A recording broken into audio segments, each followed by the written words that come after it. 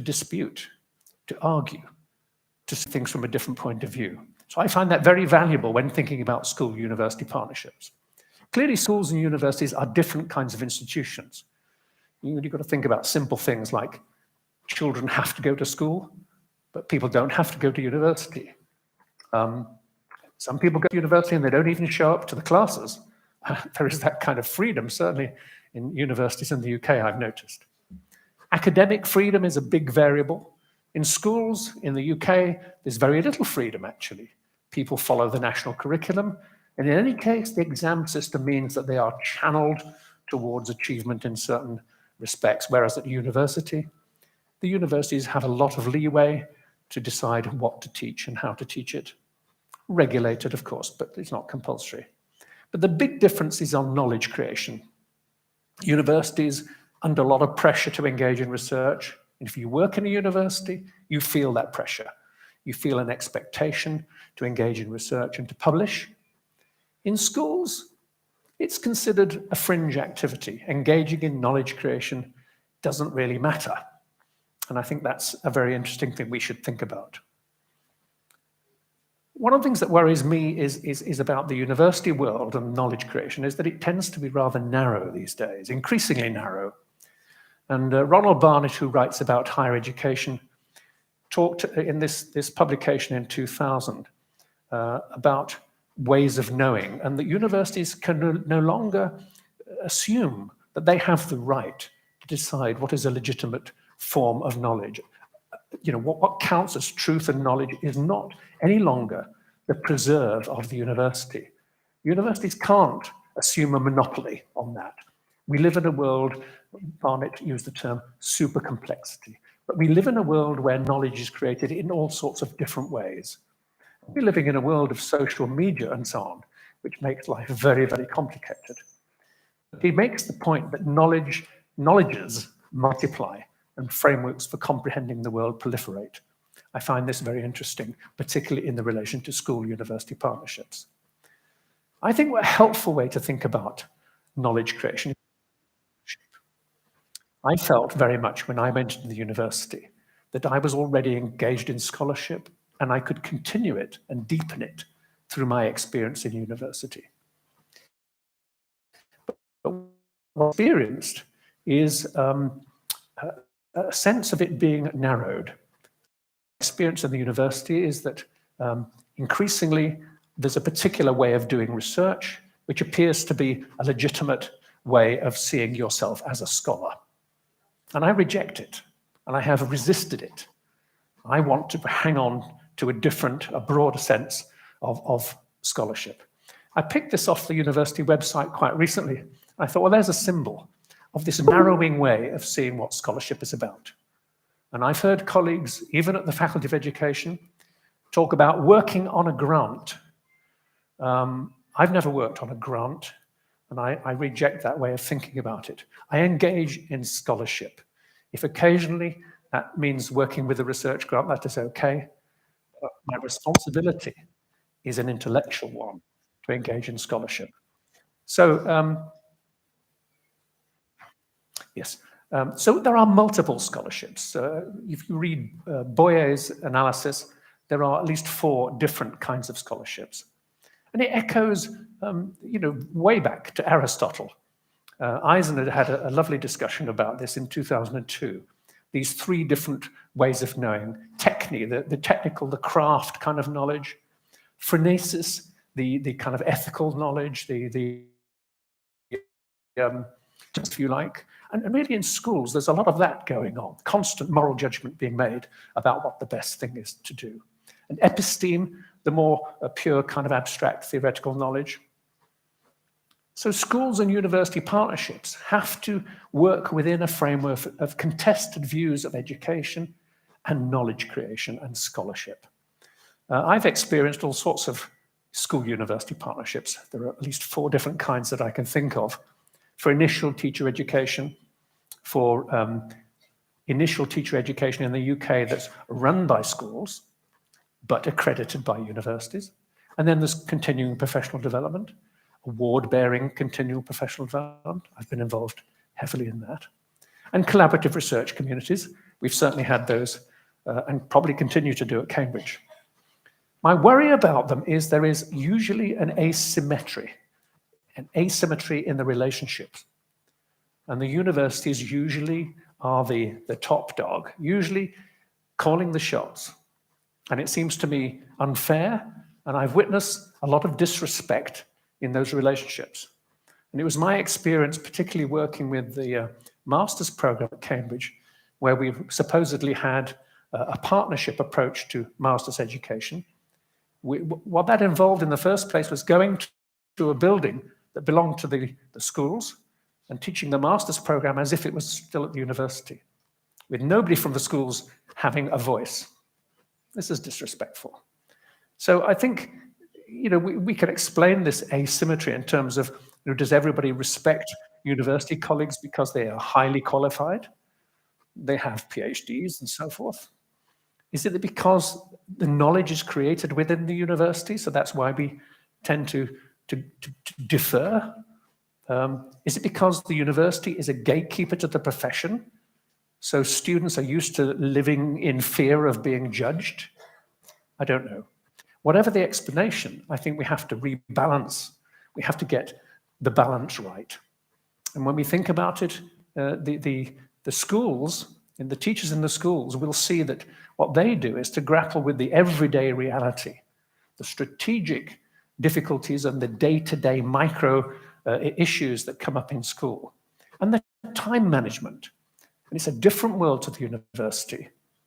And there is immense expertise within the schools, particularly, in my experience, in teaching.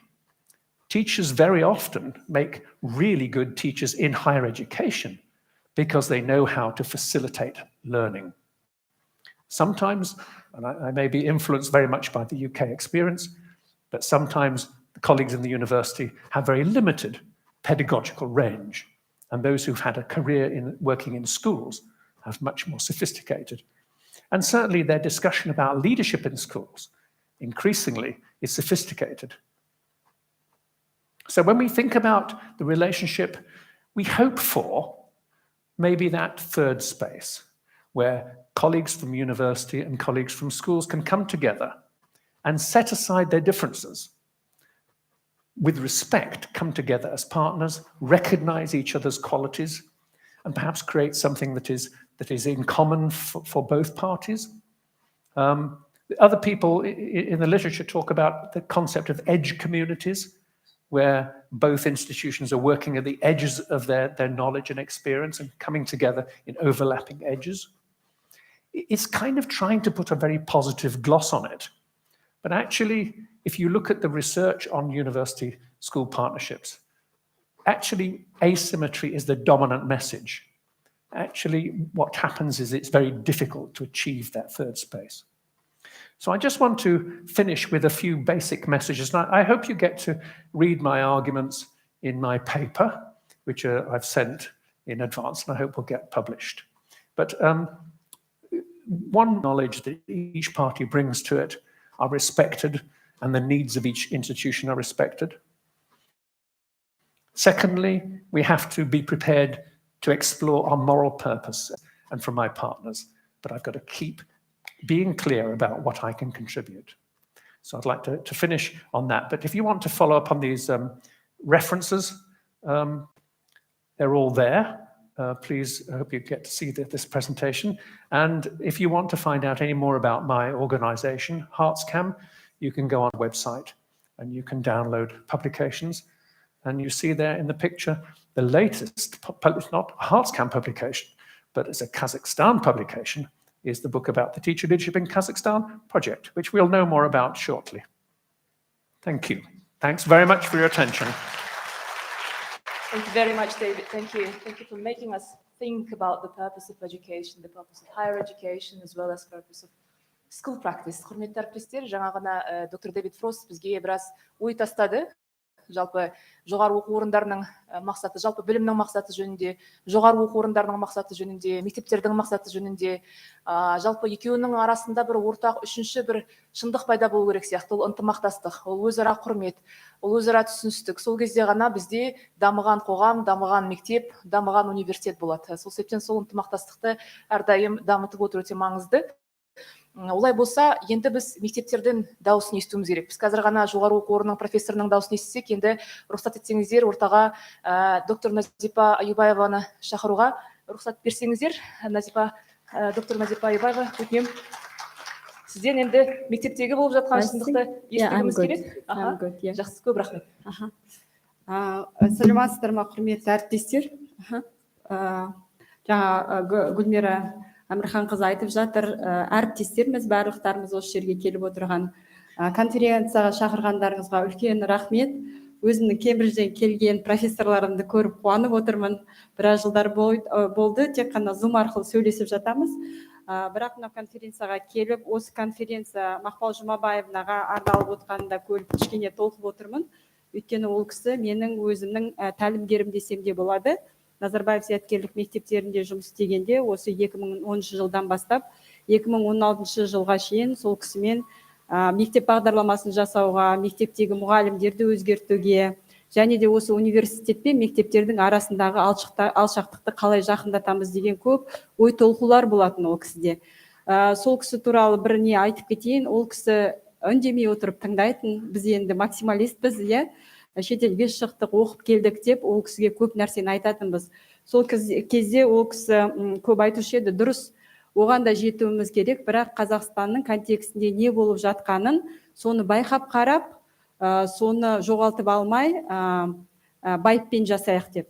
Сол кісінің айтуы бойынша да енді кішкене былай келіп мектептерді зерттеп, өзім барлық мектептерде болдым. Кішігірім мектептерде де, ауылдық мектептерде де өзім жұмыстарымды атқарғанмын, сондықтан сіздермен кішкене ойымды бөлісейін. Гүлмира Әмірханқызы айтып кетті, біз Астанада ШЕ деген жоба жасап жатырмыз. Ол дегеніңіз мектептердің қоғамдастығы іс-әрекетті, сол білім сапасын арттыру туралы қоғамдастық деп аталады. 4 жыл бойы жұмыс істеп жатырмын.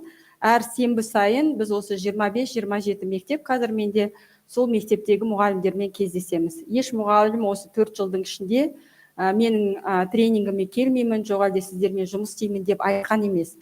Ол қалай болды десеңіздер, біз мектепті өзіміздің зданияға дейді ғой, шақырмаймыз, біз мектепке барамыз. Мектептің ішіне барып, мұғалімдермен жұмыс істеп, солардың болып жатқан проблемаларын шешуге тырысамыз.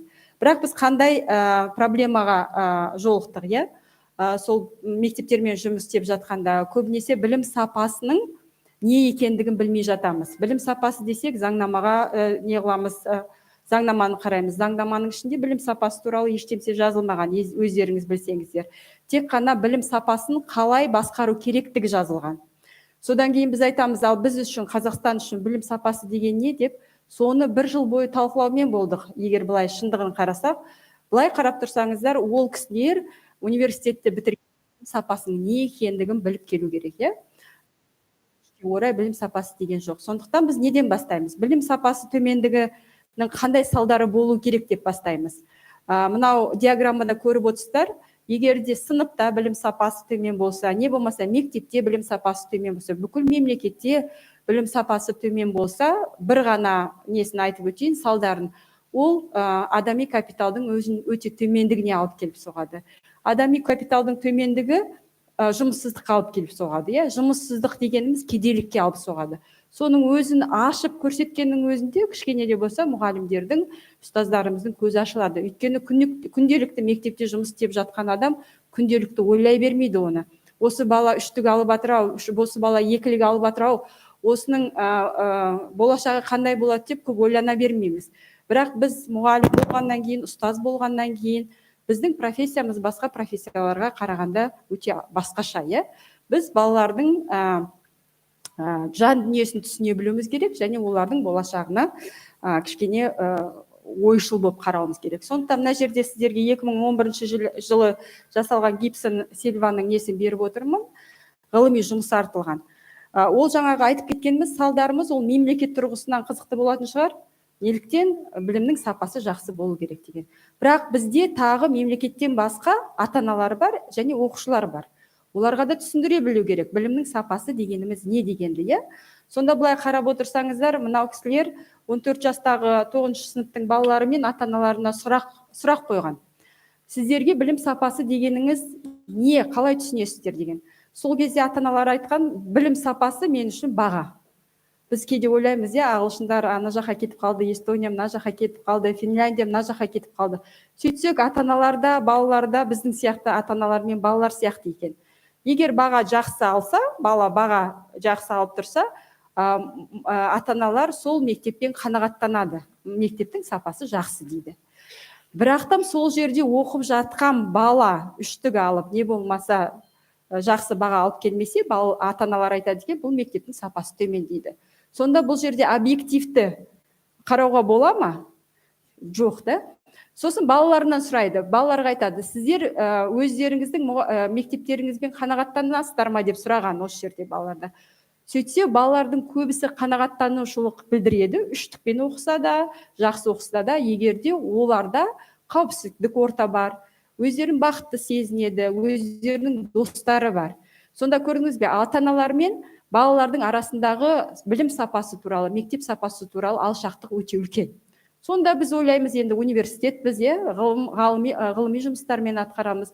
Сонда біз ойлауымыз керек, осы алшақтықты біз қалай жақындатсақ, жаңағы білім сапасының төмендігінің салдарын бір жолата жоғалтамыз и білім сапасын жоғарылатамыз. Мынауны айтып кеттім сіздерге, көрдіңіздер ме, ата-аналары опять двойка деген бар ғой, бізде өте керемет картина. Сонда бала өзін мектепте бақытты сезінеді, бірақ үштік алып келсе, үйіндегілер ұрсады, значит, ата-аналары мектептің сапасымен қанағаттандырылмайды, иә? Ал мына менің атым Қожаны білесіздер, жақсы оқиды, сотқар болады, бірақ сонда да біз ол баланың мектебімен қанағаттанбаймыз, өйткені бала сотқар болып шыққанды да мектепке жабамыз. Сондықтан білім сапасы екі түрлі болады екен ғылыми тұрғыдан. Біріншісі өнім ретінде, екіншісі процесс және өнім ретінде. Өнім ретіндегіні қарап көрсек, сіздермен бірге.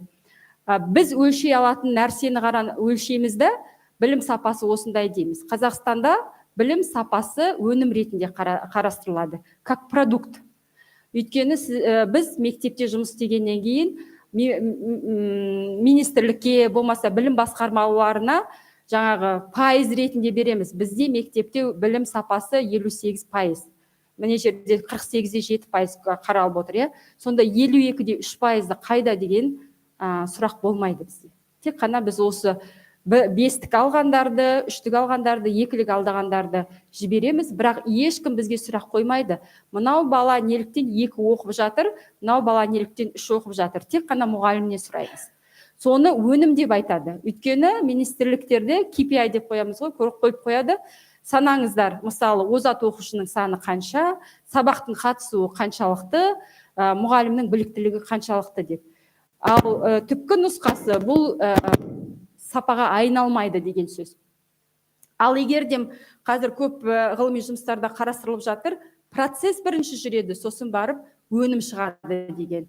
Өйткені олар айтады, өлшейтін нәрсе, мынау мектептегі, например, біліктіліктің қанша біліктілігі алғаны маңызды емес. Не болмаса, озаттардың болу маңызды емес, егер сіздерде 3-2 алған балалар отырса. Кейбір озат балалар мүмкін мұғалімдерге қатысты алып жатқан шығар, кейбір озат балалар өздерінің қабілеттерімен шығып жатқан шығар. Ол мұғалімге байланысты емес, мектепке байланысты емес деген сұрақ қойып жатқан жоқпыз. Сондықтан мына жерде айтылады, бірінші процесті қойсақ, білім сапасы дегеніміз не? Бала қалай мектепте өзін сезінеді, бақытты ма, бақытсыз ба, ол баланың қандай басқа да проблемалары бар деген сұрақтарды қойып алсақ, білім сапасы артында өзде келеді деген тұжырымдама бар. Сондықтан мынау сапалы білім дегеніміз не деген шер арасында біз өзіміз мұғалімдермен келістік. ЮНИСЕФте берілген мынау сапа туралы анықтаманы алып, осы бойынша жұмыс істейміз. Біріншіден, оқушының денсаулығы мен әл-ауқатын қарастыру керек. Сонда шеер жобасында жұмыс істеп жатқан мұғалімдер бірінші үздік емес балаларды айтайық, жаңағы қабілеті бар, барлық балалардың қабілеті бар. Неліктен ол бала үштікке оқып жатыр дегенде, бірінші денсаулығын қараймыз. Сосын семьясындағы жағдайды қараймыз. Библиотекасы бар ма, жоқ па, ата-анасы көмектесе ма, көмектеспей ма. Егер ол жоқ болса, біз оны өзіміз шешуге тырысамыз. Өйткені біз барып, оған стол қойып бермейміз, кітап қойып бермейміз үйінде, әл ауқаты жоқ болғандықтан. Мынандай тұжырымда бар, мектеп барлық әлеуметтік жағдайы бар балаларды теңестіреді деген. Сол жұмысты атқаруға тырысамыз. Сосын екіншісі салауатты, қауіпсіз қоршаған орта. Қазір көптеген менің мектептерім, шеер жобасындағы, олар балаға бақыт сыйлайтын мектеп деп атап жатыр өздерінің мектептерін. Кіре берген кезде солай айтатындай болып. Хотя біз сөз жүзінде соны айтып, өздері арқылы жүргізуге тырысып жатыр. Қажетті ресурстар мен мүмкіндіктер қазір баршылық. Бұл Астана қаласы болғаннан кейін ол ресурстар бар. Содан кейін білім мазмұны, содан кейін біліктілік, содан кейін оқу нәтижесі. Сондықтан бізде көп нелер бар, енді кейстер бар. Конференцияға келсеңіздер көрсетіп жатармыз. Қазір конференция туралы да айтып беремін. Сонымен енді білім тұжырымдамасы бойынша біз айтамыз, ең бастысы мұғалім. Иә, ең бастысы мұғалім, оның шеберлігі. Бірақ мен өз диссертациям бойынша жасаған мынандай тұжырымдамам бар. Мұғалім жалғыз өзі жұмыс істесе, ол баланың сапасына 3%-тен 18%-ға дейін әсер ете алады екен. Өйткені біз есікті жабамыз, өзіміз сабақты өткіземіз, ешкімге көрсетпейміз, біз не істеп жатырмыз, не істеп қойып жатырмыз, ол тек қана біздің іш дүниемізде қалып қоямыз. Кейбіреулер бар, моральдық тұрғыдан жақсы, қатал, университеттен жақсы оқып шыққан мұғалімдер, олар бір сапа беріп жатады. Ал егер де университетке келмеген болса, дипломын сатып алған болса, оны да ашық айтуымыз керек. Көп жағдайларда сыныптар, мектептер осы қатыгездікке ұшырап жатады, иә? Сондықтан екінші, есікті ашқан кезде, басқа мұғалімді сабаққа кіргізген кезде, өзіңіздің тәжірибеңізді көрсеткен кезде, сіз өзіңіздің тәжірибеңіздің, жаңағы Дэвид Фрост профессорымыз айтып кетті ғой, тұжырымдама мен практиканың алшақтығы кішкене жақындайды. Ол жерде сенімділікте пайда болады. Мен өзімнің сабағымды жақсы өткізе алатын екенмін ғой. Бірақ қорқыныш та бар. Қорқынышты жеңе білу керек. Сондықтан шеер жобасы жұмысында біз бірінші 2 адамнан бастап жұмыс істеп шығамыз. Сосын ең высший пилотаж деп қоямыз, мұғалімдердің профессионалдық жағдайы. Ол мектеп бойып жұмыс істеген кезде. Әдістемелік ұйымдар бір-бірінен сұрайды. Мысал үшін, бала көңіл күйі жоқ, 3-тік алып жатыр. Мен барамда сұраймын, бізде де бар ондай неміз. Мынау бала химиядан қалып бара жатыр, сіздің сабағыңыздан қалай оқиды деген кезде, кейбір кезде математиканы жақсы оқитын балалар бар, бірақ химиядан оқымайтын. Сонымен математик пен химик бір-бірімен келісіп алып, баланы алдаймыз. Оны сол математика арқылы химияны жақсы көруіне ықпал жасаймыз. Сонда ғана біз өзіміздің профессионалдық немізді орындаймыз. Бұл тұжырымдама бойынша. Енді мен бір жағдай айтып кетейін, мен өзім бір кейс бар, ауыл мектебінде жасадым. Сонда барып тапқан дүнием былай болды. Ұжымның ұстанымы бөлінгенді бөрі жейді дейді. Келіңіз оқыңыз десем, мен не қыламын оқып, өйткені мына жерде егерде мен барып оқысам, бұл жерде айтады, сен ақ қарғасың деп, белая ворона деп. Бармаймын деді ауылдың адамы. Оқушы мен ата-ана өте жақын, өйткені мұғалімдер, олар оқушының ата-анасы, не болмаса оның туыстары болып саналады. Содан кейін оқушы үй шаруасына көп белсенді қатысқандықтан, өзі ата-ана болғандықтан, өзі туысқан болғандықтан, ауылдағы мұғалімдер балаларды көбіне үйлеріне жіберіп қояды. Бір сабаққа келмей қалсаңыздар, білесіздер, ғылыми тұрғыдан ол баланың алмай қалған білімін қайтып жабу өте қиын, Сосын барып мұғалімдердің пікірі, ақылды оқушы өзі-ақ оқып алады. Ақымақ оқушы оны оқытсаң да оқымайды. Ол дұрыс тұжырымдама емес. Өйткені оларға біз түсіндіріп айтқан емеспіз, ол жерде ғылыми жұмыстар жасалмайды. Сондықтан сондай тұжырымдама қалыптасып кеткен. Ол өте өкінішті, ол өте қауіпті. Сосын барып, ең қиын жағдай мектеп директоры мен директорының орынбасарымен сөйлесіп отырған кезде, ұбт-дан неліктен сіздер өте төмен баға алдыңыздар дегенде, қор ретінде олар жауап берді маған. Өйткені біздің балаларға көшіріп алуға рұқсат берілмеді, басқа мектептер көшіріп алды деді. Көрдіңіздер ма, сонда біз ойлаймыз, как будто бұл бізді ешқандай қарым-қатынасы жоқ сияқты. Ал біздің балалар, біздің елдегі мектептер, Сосын барып, мұғалім қызметке тұрғанда, аттестациядан өскенде, көптеген жаңағы пара алу фактілері, олардың барлығын енді біз конфиденциальность беріп отырғаннан кейін олар айтып отырды, өкінішке орай ол да бізде бар. И педагогикалық кеңестерге кіріп көрдім, олардың документтерінде қарадым, тек қана есеп ретінде жазылған. Ол жерде шешіліп жатқан ешқандай нені көрмедім мен. Баланың жағдайын ойлайтын. Сондықтан бұл өте өкінішті, бірақ енді жаңадан пайда болды. Бұл Назарбаев зияткерлік мектептері. Тұжырымдама жағынан, теория жағынан және практика жағынан ғылыми тұжырымдаманы жасап, қазір өзінің несін көрсетіп отыр. Сондықтан біріншіден зияткерлік мектептердің тұрғылықты болғаны ол автономия, академиялық еркіндік и коллегиялық шешім қабылдау. Коллегиялық шешім қабылдау дегеніміз ол ғылыми тұрғыдан. Егер де коллегиялық шешім қабылдау жаңағы туысқандыққа неге айланып кетпесе, онда автономияны, академиялық еркіндікті сақтауға болып қалатын дәлелдеп отырған бірден бір ұйым. Сол жерде біз қазір жұмыс істеп жатырмыз. Содан кейін мынау ШР жұмысын қазір мектепте өзін дамыту ұйымы ретінде қарастырып отырмыз. Өйткені көп жағдайларда университеттерден шыққан ұстаздарды біз қайта оқытып жатырмыз. Қайтадан біліктіліктерін арттырып жатырмыз. Сондықтан мемлекет көп ақша жұмсап жатыр оғанда. Сондықтан мына жерде мектеп пен университеттердің ынтымақтастығының пайда болуы керек, ол қажетті жағдай. Сіздерде де мына университетте қазір Гүлмира Айбірхан қызы көп қолға алып жатыр ғой мектептермен жұмыс істеуді. Сонымен кім қол ұшын береді деген сөз ғой бұл. Университет қол ұшын беру керек па, мектеп қол ұшын беру керек па? Мен сіздерге мына жерде сұрақ қойып отырмын.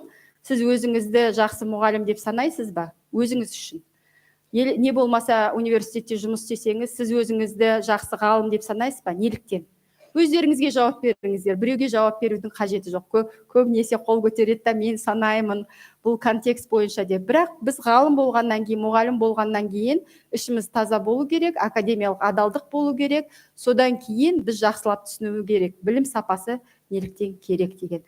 Енді осымен мен өз сөзімді тамамдаймын. Сіздерді Назарбаев зияткерлік мектептерінің 15 жылдығына арналған конференцияға 2-3 қарашада болатын шақырамын. Сол жерде біз көп нәрсені талқылайтын боламыз. Мектептер де, мұғалімдер де, ШР да келеді. Рахмет көп сізге.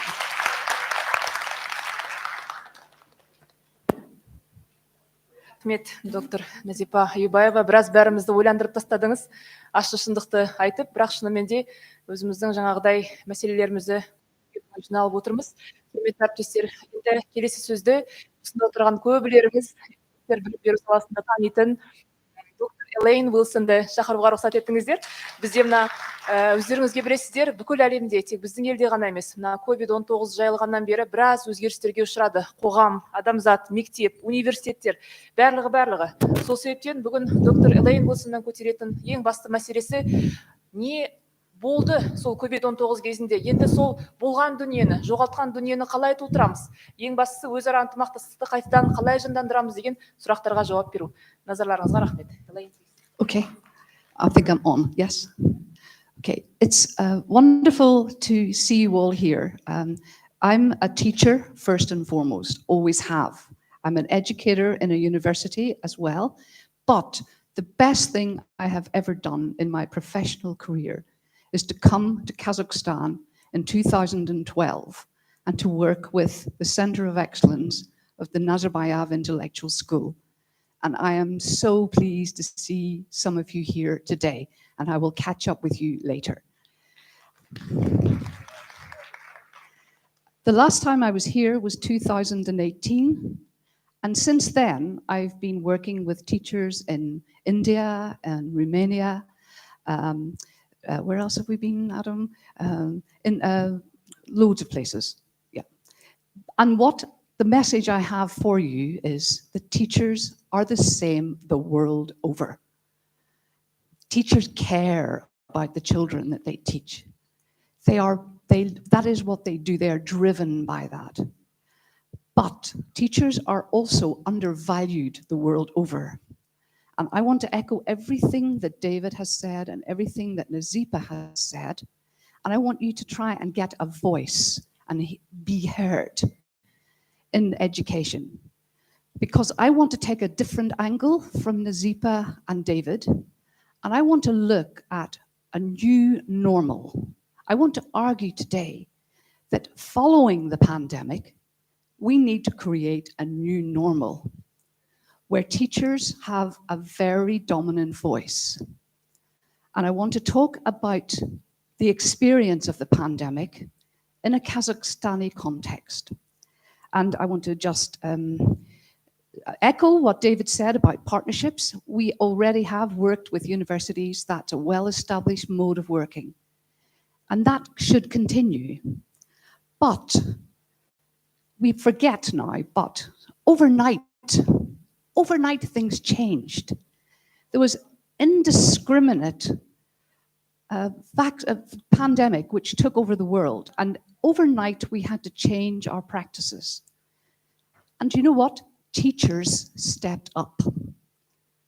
Teachers stepped up the world over. In Kazakhstan, within 2 weeks, you were running distance learning programs. You were getting children to learn. Let's not forget that. Make that message be very clear coming through, that teachers are important. Teachers were resilient throughout that. Parents stepped up as well. Parents collaborated much more closely with teachers, and they got to realize how important teachers are. They actually trusted teachers more, and they valued teachers more. And that can only be a good thing. And we mustn't lose that. We mustn't go back to the old normal where teachers are not considered to be important. We have to keep that moment. We have to work together and think about how we can go forward in a different way. Capitalize on all of the great things that are going on, all of the work that Nazipa is doing, the work that David's doing, but maybe to reconceptualize and broaden that so that teachers can have a very strong voice. Now, I want to present you with some evidence about what you might want to do, what your research agenda might be in school and university, from research carried out in Kazakhstan. And it was work that was funded by UNICEF, working alongside the Information Analytical Center, which I think has been renamed TALO in Astana. And Cambridge were supporting them in this work. Very interesting work involving Kundalek data, actual students' data from grade 3, grade 8, and grade 10. And the grades were used followed over a period between 2019 and 2021. And one of the statisticians there used a sophisticated latent growth modeling method to try and follow the trajectory of students and to see if he could account for the learning loss that may have taken place. We also carried out a big survey of about 5,000 teachers throughout the regions of Kazakhstan. And that was to look at their perceptions of what had happened during the pandemic, what had happened to the children's education, to their behavior and emotional status, what had gone on in schools. And finally, we carried out some deep interviews with teachers and parents, again, asking them about their own experiences of the learning that went on during the pandemic. So this evidence that I'm presenting you with today is hot off the press. It will be published by UNICEF and the report will be available to you all. But the message that came out there was that the standardized 5-point scale that you use, that teachers use in classrooms, really distorted the story. Because the 5-point standardized test scale that you use is not terribly objective. And indeed, what the Kundalek data showed was that children were actually gaining in learning over the period. There wasn't a loss. When we talked to the parents and the teachers, what they said was, well, we graded them not quite so hard. We graded them easier, and we inflated the grades. So in terms of actually helping us to remediate and to make up for the losses, using this concept of learning loss is not really helpful. And indeed, if you go and try and compare learning loss in Kazakhstan with other countries, you'll find that they don't actually use the same measure. So learning loss as a construct isn't terribly helpful to help the children get better. So what do we need to do then to actually help the children improve? Okay, this chart is drawing on work that UNICEF, UNESCO, World Bank, the Foreign Commonwealth Office in London, and they came up with a framework which I think is very helpful. And on the left-hand side of my slide, and I apologize that it's in English, but I will share my paper with you. They came up with this 5-point scale, which they called RAPID, which fits nicely in English. It probably won't scan quite so well in Russian or Kazakh. But their first point was, you need to be able to reach every child and retain them in school. So if the child isn't in school, then getting them caught up will be very difficult. Or if they are in school where nobody really understands where they are in terms of their knowledge loss, that also won't help. So thinking of strategies of including all of the learners is something that we maybe need to think about. The whole idea of an inclusive school, which is difficult to do, but I think is absolutely essential. Because one of the things that came out of this research was that the social and emotional learning, particularly of the younger children, was affected really drastically by the isolation experienced during the pandemic. And indeed, looking at the grading system, teachers often focused on the older children who were doing exams to the detriment of the younger children. So that's where we really need to be focusing on, looking at the younger children and helping them to be able to catch up with the learning that they have missed. The second area is the biggest area where I think there is so much scope for research at school level, classroom level, at university level, and particularly at government minister level. And that's to rethink the assessment in Kazakhstan. That to move away from requiring teachers to use these standardized 5-point scales and to equip them with the ability to do assessment for learning, formative assessment. But in order to do that, we probably need to do a little bit of work, particularly in the subject areas, in terms of defining precisely what knowledge do you expect a child at grade 3 to have in, say, Kazakh language or Russian literature or maths. Defining that precisely, and that's where the specialist in school could really come into the fore. Now, this is a job for the National Academy eventually, but immediately teachers in school could be doing this already. They could be looking at their cohort of students and thinking, what knowledge is missing for grade 3, grade 8, and grade 10? And what can I do about rectifying that gap as a classroom teacher?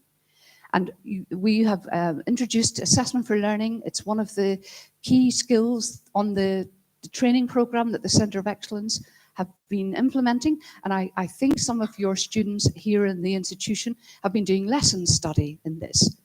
Now, that evidence needs to go back to the minister, okay? Not just in your poster session. It needs to go to the minister. He needs to hear that we need to sort out assessment. Fine, use it as a summative model. You're never going to change the UNT overnight. I think you've been trying a lot to change that. But as a summative method, fine, but not as a formative method to be used in classrooms. I think that's really holding things back. The other thing here is to prioritize teaching the fundamentals. So to use the upgraded curriculum as a model of how you could teach in an interactive way. The whole idea of inclusion, and actually making sure everybody is actually included. Interestingly, one of the findings from the study showed that teachers said in the interviews that they became aware of children in their classroom who would normally have not contributed. But because they were working on a distance learning environment, and you couldn't do one-size-fits-all teaching anymore, these children actually stepped up too and could do far more than the teachers realized. So having a broad mind about inclusion would be a really good way. Then the third, the sort of salmony-colored block, is increased catch-up learning and progress beyond what's lost. And I think in order to do that, using the digital resources that are already there, having them tagged in an easily accessible platform. You've made videos, the TV programs, all of the resources that Bill and Media and all the others have come up with, they need now to be shared. And perhaps some of those children in distance schools could have access to those.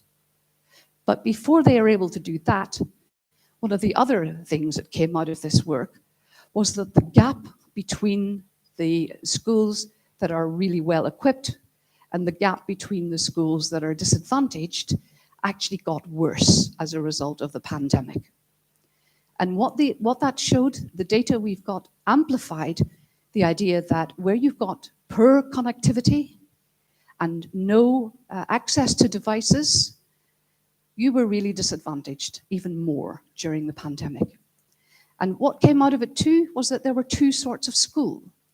There was a school, an advantage school, that had Microsoft Teams, OneDrive, resources, Zoom calls, and in another school, in the same area, you had smartphones being used, teaching being delivered through WhatsApp. And the teachers managed, but that disadvantage, I think, is something that's needs to be, and that's a big area, okay? And then my final point here is the whole psychosociological health and well-being idea really needs to be looked at, and I know Nazipa has talked about this in her SHARE project. But forming bigger, wider networks, working with NGOs, working with people who understand the social development of young children, and making people work together more collaboratively, and drawing on parents much more explicitly. Parents were doing everything they could to try and work with the teachers. And we mustn't let them go back and think, well, it's all down to the teachers now. Maybe we could get people to work together more collaboratively. So what I'm proposing is a much more complicated network. David had a network, Nazipa had a network. Networking is the way forward. Sharing, for us all to share, for us all to use that oneness that we experienced during the pandemic. Not to go back to the old balkanized states, the old silos where we work in, where we're competing.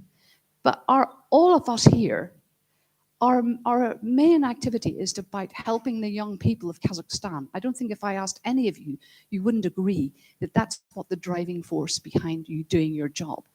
But we all need to pull together now, not to go back to the old normal, but to move forward and have a new normal where we're all sharing, where the student teachers are bringing in new ideas into the school, where the university is supporting the school and the new teachers there, where specialist teachers are providing statements about what the knowledge is at the various subjects, the local community coming together, specialists in the community who know the children, who know what their main difficulties are. And teachers ought to be at the heart of this, but this networking must be the way forward. And for your research agenda, for you to produce evidence that we can then say to the minister, look, your idea of doing that sticking plaster idea that you have, spending lots of money to do that, maybe isn't the best way. You'll need guidance on how to talk to the minister, but you've got people who can bridge and broker your ideas. But I have faith that you are going to be brilliant. The future is bright. Kazakhstan looks wonderful. It's just amazing. And you all work so hard. I know how hard you work. I know how much you care. And I know you can do this. But don't let people force you back to the old normal. grab the agenda now and help to make Kazakhstan education system the way you know it ought to be. Thank you for listening. Rahmet. Okay. Very much, Lane, for making us think, why are we here? You know, educators. Are we just educators or activists? Great. Құрметті әріптестер, өте маңызды тақырып талқыланған сияқты. Осыдан бір жарым жыл бұрын ақ бәріміз онлайнда отырғанымыз есімізден жылдам шығып кеткен сияқты да. Барлық жаман нәрсені жылдам ұмытуға тырысамыз ғой. Бірақ қандай қиын болды бәрімізге.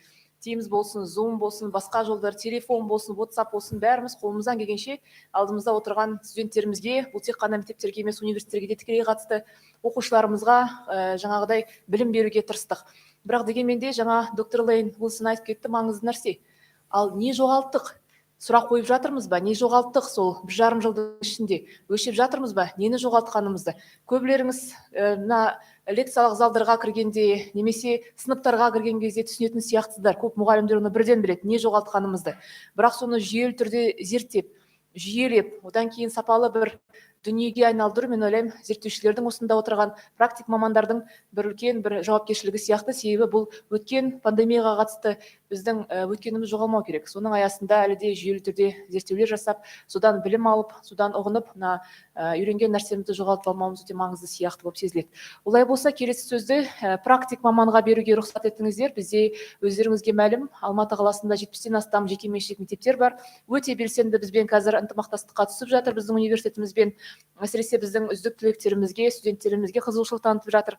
Сол себептен сол бір жекеменшік мектептердің үлкен бір өкілі, тамысы жеке мектептердің естіген боларсыздар. Соның басшысы мырза, өзіңізге сөз.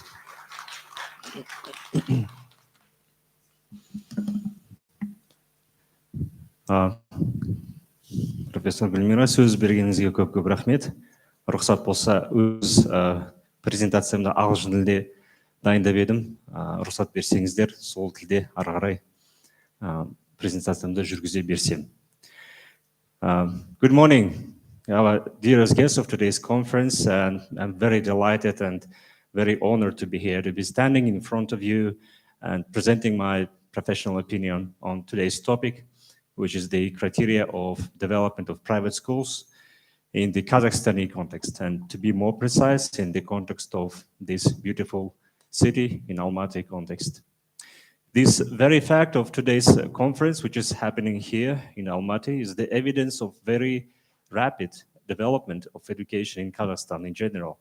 1 year ago, I've graduated the Nazarbayev University, where I completed my master's in the School of Education, and I'm very proud and very honored again to be speaking together with such wonderful world-class professors from Cambridge University, from Nazarbayev University, who taught me and who gave me the best of knowledge in the world of education. And after learning a lot about research, after spending some time in the world of numbers, in the world of evidence, in the world of quantitative research, in the world of qualitative research, I was then given an opportunity to take all of my knowledge and to start using that knowledge in the world of practice. So this real life experience gave me a chance to gather some empirical knowledge about school education today.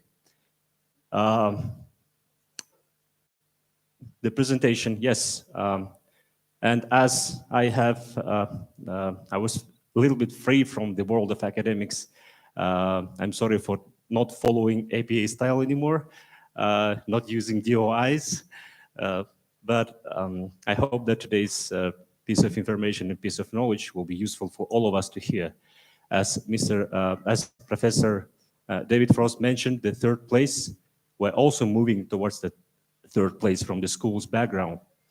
And today, I'll probably have a little bit different look at the criteria of development of private schools. So the topic of my research today is the criteria of development of private schools in the Kazakhstani context. So let me share with you some of my insights of the world of private schools in Almaty. So how do we judge? How do we know if any private school is a good quality? First and foremost, in a good private school, teachers and the other staff should be happy. But what do we mean by that? What do we mean by happiness? of course, first of all, teachers and staff should get a competitive salary and the honest recognition of their input in the school's development. The school should put a lot of effort in the team building activities. Any private school, as well as, I guess, public school, where staff is happy and feel like they're one effective team moving towards one clear and common goal, only those schools can achieve effectiveness, and only in those schools students can also feel happy or happiness. And if students feel happy, or if students are happy, the parents will be happy and content as well. The second criteria, although probably the most important, is the safety in the school and safety of a school. A lot of effort have been put on this issue of safety of schools in Kazakhstan in general, and the special attention at the moment is being paid on physical safety, things like fire drills, lockdown procedures, activities to be ready for activities like earthquake drills, which is, as you know, very important in Almaty. However, this is not everything, this is not it, and the current reality challenges schools and professionals in education to come up with effective strategies to cope with mental, emotional, and psychological safety of students as well as teachers. The third criteria is about pricing policy. Since as a private school, we come from a little bit different background, the background of marketing strategies, the price should be competitive, and the current situation in Almaty is that we can put basically all the private schools in Almaty and in Kazakhstan in two groups: those which provide state curriculum, as well as those which provide us with international curriculums.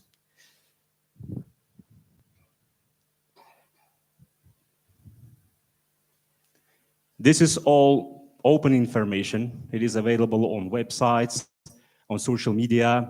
So this is not something confidential we're sharing, but this is important I think it is quite crucial for any private school to have a competitive price, which is not that expensive, but not that cheap to cover the basic costs.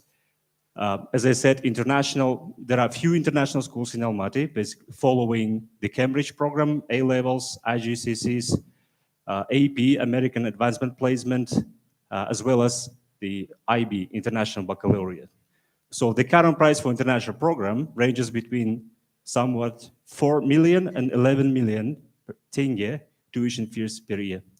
Whereas the school which provide state curriculums, which are taught in a Kazakh language of instruction or Russian language of instruction, are much cheaper and range between 1.5 million and 3 million tenge per year.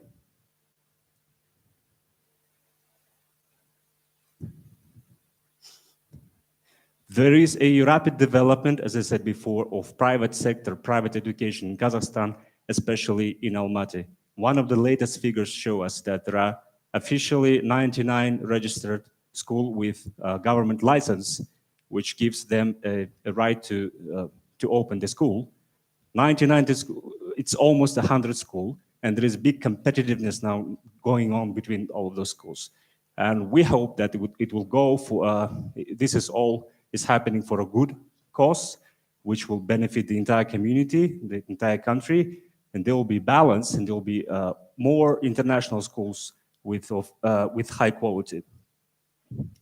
The next criteria is design of the private schools.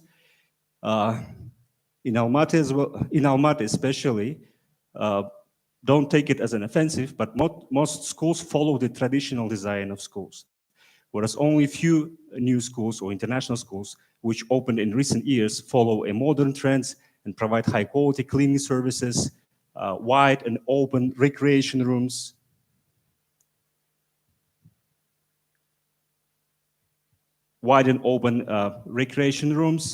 modern trends, and provide high quality cleaning services with, for example, chess corners and various other playgrounds.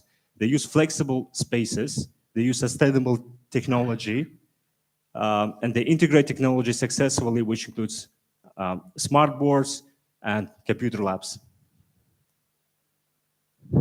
The next important criteria is involvement of parental community.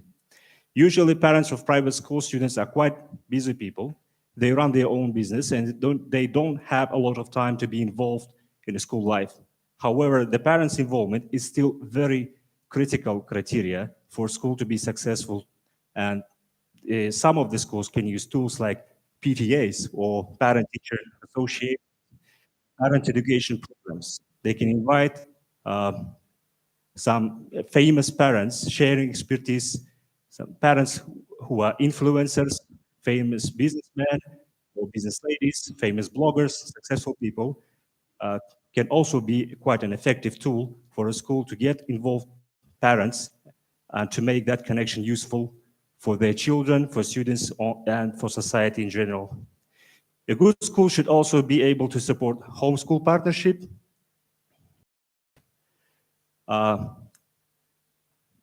reading lists and additional home tasks, so that parents and children at any time at home in the evenings, they can use softwares, programs, websites, or mobile applications to help students with to complete their home tasks. The above mentioned criteria, of course, could create the enjoying school environment. A positive school environment, which is the next criteria, could also be achieved through a variety of interesting and different extracurricular activities in a good school. There is a place for celebrating achievement culture that leads us to the next criteria.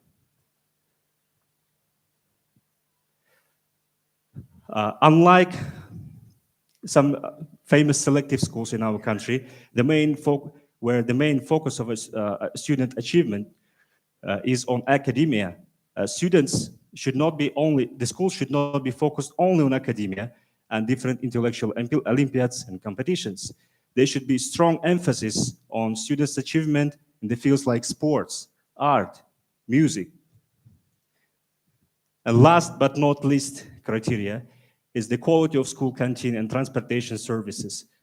Where the good canteen is of a good private school should provide with all the menu options, healthy food, safety, hygiene, pricing, and affordability.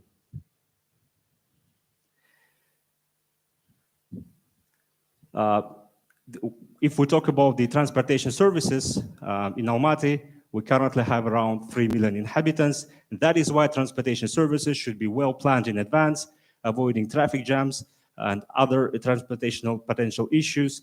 There should be clear communication channels between the schools and the parents, and between school administration, drivers, parents, students, which is quite necessary to implement. And we can also use tools like GPS tracking systems. Dearest guests, thank you for your time and for your attention. All these above mentioned criteria, of course, not everything. They do not involve all the existing criteria for a good private school, but I try to touch upon only a few of them and not in a detailed way. Each of these criteria can be a separate subject for any qualitative and quantitative research. And let me speak on behalf of Tamas Education, which is the largest and the oldest private school in Kazakhstan, with around 3,500 students at the moment, that we're open for any fruitful collaboration, for any research with any universities. So we can help to gather some good high-quality evidence, build some more theories based on the evidence, and share that knowledge with our community in Almaty, in Kazakhstan, and in the world. Thank you very much for your attention. Бауыржан мырза, көп рахмет. Өте маңызды дүниелерді айттыңыз. Жалпы жекеменшік сектор ұлғайып жатыр. Сол себептен тек мемлекеттік мектептермен емес, сонымен қатар жалпы мектептердің барлығы біз үшін келешек ұрпақтар беліп жатқандықтан бәрі бірдей деп сенеміз. Сол себептен сізге сәттілік тілейміз. Құрметті әріптестер, маған келесі спикерді шақыру енді ең соңғы болып сөйлейтін болса да, бірақ ерекше үлкен құрмет. Доктор Дишон Шаматов бізде магистрлық дәрежесін Агаган университетінде қорғап, Торонто университетінде өзінің докторлық дәрежесін қорғаған. Және де доктор Дишон Шаматовтың докторлық диссертациясының тақырыбы өте қызықты. Яғни жаңадан мұғалім болып барғанда жағдай қандай мектепте? Ең үлкен кері байланысты сол 3 жылдың ішінде естіп жатамыз. Мектепке барғанда жылда мектепке сіңісіп кету оңай емес. Мектептің өзінің мәдениеті бар. Сол себептен көбісі шыдамай, ұстаздық кәсібінен кетіп қалып жатыр. Құрметті әріптестер, сол себептен бізді аса мазалайтын тақырыптардың бірі болғандықтан, доктор Дүйшон Шаматов, өзіңізді ортаға шақырамыз.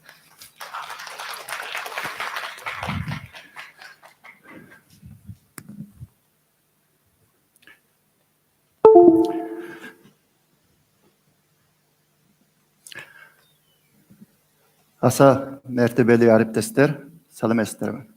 Dear distinguished guests, үлкен рахмет, но моя презентация будет на русском языке, на английском не буду выступать, чтобы на перевод время не ушло.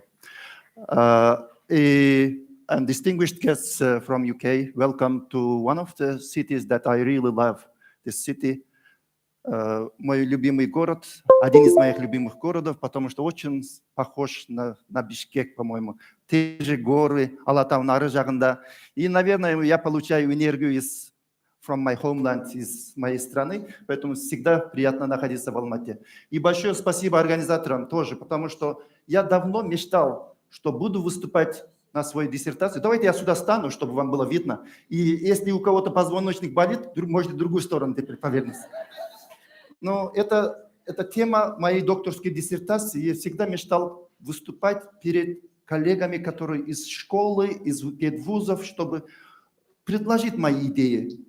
Потому что тема очень важная тема. И надеюсь, что сегодня мы можем это продолжать обсуждение на вопрос диалога между педвузами и школами. Но как раз посмотрим, вот кто такой молодой учитель, да? Молодой учитель, кстати, я иногда говорю начинающий учитель, иногда говорю молодой учитель, потому что у нас в постсоветском пространстве почему-то мы привыкли говорить молодой специалист, час маман, потому что у нас больше акцент на возраст. И естественно, потому что выпускники наши, им 21, 22, 23. Но это не означает, что человек, который работал где-то, например, скажем, в библиотеке или в архиве, и вдруг он захочет стать учителем, ему 40 лет, и трудно говорить молодой, он обрадуется, но это уже начинающий учитель. И поэтому в международной литературе это больше говорится novice teacher, new teacher, beginning teacher. Давайте продолжим. Первый год обучения, работы всегда трудные. Давайте вспомним. Но я думаю, здесь сидят некоторые студенты, да, будущие учителя. Надеюсь, сидят они, да, Гульмира? Ну, это моя презентация как-то вам поможет тоже подготовиться, что вас ожидает. Потому что первый год, второй год, третий год работы, несмотря на самые розовые мечты, иногда не так получается. Это зависит от школы тоже. Давайте я немножко отойду от этой темы и скажу, что вам такой вопрос на размышление, потом вернусь к этому вопросу. Скажем, я пришел к вашей школе, обычная школа Алматы или сельского региона, и в этой школе я пришел в выходные, там никого нету. Но я зашел в школу, там охранник, видимо, помог мне, и я прохожу по школе, учительскую зайду, и знаю примерно, кто есть молодой учитель в этой школе. И потом подумайте, по каким сигналам я узнаю, кто молодой учитель. Их нету, детей нету, учителей нету, но я узнаю примерно, здесь вот эти мои коллеги, это молодые специалисты. Пока подумайте, когда вернемся, чуть позже. Итак, давайте посмотрим. Я согласен с презентацией, и аргументами Назип Алтынбековна тоже говорила. Аксиома есть, да? Если учителя хорошие, образование хорошее. Если нету хороших, сильных учителей, откуда будет качество? Посмотрите, пожалуйста, в Сингапуре, вот такая информация идет, сравнение между данными Сингапура и Кыргызстаном. Ну, сами подумайте, где находится Казахстан. Кто становится учителями? В Сингапуре 100% подают чтобы учиться педагогическое образование, из них они сильно отбор делают, только 20% берут. Из них остаются 18%, которые на всю жизнь, пока никто не выгоняет, они продолжают работать. В Кыргызстане совсем другая история. Там 100% подают и 100% проходят обучаться. Принимаем всех. И, к сожалению, только 63% потом заканчивают, и только 17% из них идут в школы. И 14% только остаются через год. А где остальные? Столько времени теряешь, чтобы их обучать, чтобы они стали учителями. Государство тратит деньги, и вдруг они пропадают. И дальше уходим на мою работу. Вот когда я проводил свою докторскую диссертацию, мне надо было читать очень много. Один из них как раз был такой аргумент: если мы не будем прислушиваться к голосам учителей, как мы будем улучшать модели, курсы повышения квалификации или педобразования? То есть, я надеюсь, здесь обстоят дела лучше, но когда я проводил свое исследование, очень часто обрывается связь, когда как только выпускник заканчивает педвуз, он идет в школу, ну, там куратор может заинтересоваться, как дела, как устроился, но follow-up, системного фоллоуапа мало. И поэтому мы часто не знаем, насколько хорошо мы их подготовили в школе. То же самое, если действительно мы хотим педобразование улучшать, надо прислушиваться к голосам тех, которые мы выпустили, насколько хорошо мы подготовили. И поэтому это еще одна область для партнерства. Но мое исследование было как раз узнать социализацию, профессиональную социализацию. То есть молодой учитель приходит в школе, с какими трудностями сталкивается и как он борется с ними. Так, я буду чуть торопиться, потому что я знаю, что вы уже все устали. Так, очень много литературы на эту тему. В развитых странах очень много исследований на эту тему, как молодые учителя становятся учителями. И очень много проблем. Мои коллеги тоже, вы можете вспоминать, как первый день, первые годы, первые месяцы были трудные, да? Не все было так гладко. Почему трудно? Потому что учителя – это время, когда большие вызовы со всех сторон приходят. Со стороны учеников, со стороны родителей, со стороны других коллег. И поэтому я вот как раз картины из интернета беру. Вот это время молодой учитель, ему нужна помощь. Поддержка нужна. В каком виде? Иногда поменьше уроков надо давать, добрые слова, ресурсы побольше, поддержка со стороны коллег. Но, к сожалению, когда нет вот этой поддержки, многие учителя разочаровываются и уходят, к сожалению. Это то, что они должны были оставаться, работать. Даже иногда добрых слов маловато, и, к сожалению, мы их теряем. Большая проблема. И вот это не только в Казахстане, это не только в Кыргызстане, это по всему миру. Вот посмотрите цифры. В Америке бросают работу половина учителей первые 5 лет. То же самое в Канаде. 40% учителей бросают работу первые 3 года, в течение первых 3 лет. Ну, примерно такая же ситуация в Казахстане. Даже на тему посмотрите, если в Сингапуре, наверное, такое исследование не проводили бы. Но в Казахстане проводили исследование доктор Серик Ирсалиев и его коллеги, который называется, могу потом ссылку прислать, если кому-то интересно, почему молодые люди выбирают эту профессию и что их мотивирует оставаться в ней, потому что, видимо, остается кто-то не остается. Поэтому очень интересное исследование, социологическое исследование. Какими бывают трудности у молодых учителей? Для этого я специально организовал их в 3 контекстах, 3 реалиях. Первое – это классный кабинет, связанное все, что находится внутри класса. Второе – внутри школы. И третье, условно, это за пределами школы, сообщества. Но они пресекаются. Но это, чтобы организовать мои мысли, я просто объединил. Какие проблемы бывают на уровне класса, кабинета? Трудности, связанные с работой учащимися. Там, как воспитать, как преподавать, как оценивать. И как работать не успевающими, как работать с теми, которые трудные дети. Управление классом.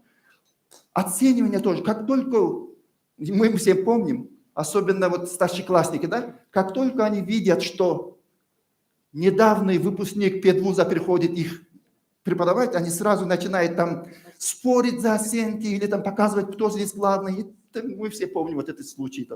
И потом, конечно, бывает опять, иногда молодым учителям не хватает опыта. Как же управлять с этими детьми? И бывает. И, конечно, проблемы. Потом давайте переходим на следующую часть, где школьная администрация и другие коллеги. Там тоже есть поддержка. В некоторых школах замечательно все.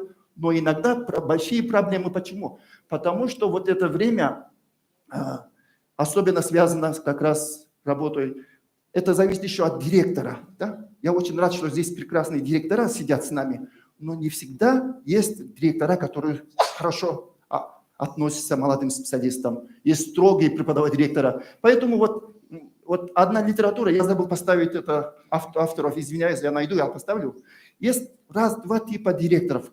Вот как раз по этой пока что анонимной литературе. Открытые директора и закрытые. В зависимости, какой директор бывает в школе, соответственно, климат тоже бывает, соответственно, такой же. И молодой учитель попадает в одну школу, где закрытый директор, и он будет постоянно избегать, убегать, и не хочет даже встречаться с этим директором.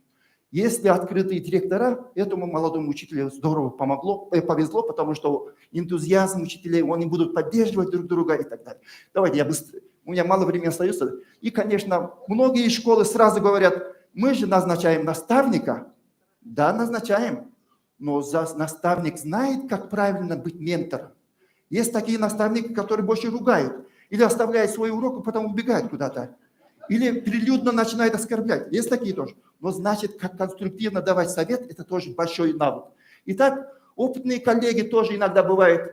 Но молодой учитель иногда приходит в школу, где опытные учителя сразу будут задавать вопрос. Если кому обращается за помощью молодой учитель?